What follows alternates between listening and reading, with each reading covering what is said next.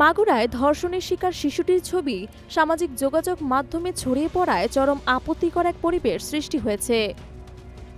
৯ March high court নির্দেশ দিয়েছে সংশ্লিষ্ট সকল সামাজিক প্ল্যাটফর্ম থেকে ভিকটিম শিশুটির ছবিসমূহ তাৎক্ষণিকভাবে অপসারণ করার জন্য।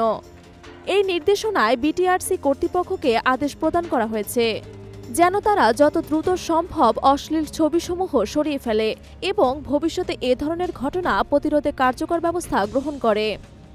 আন্তর্জাতিক মানবাধিকার ও শিশু সুরক্ষার নীতি অনুসারে এ ধরনের অশ্লীল ও অনৈতিক ছবি, ভিডিও সমাজে মারাত্মক ক্ষতি সাধন করে।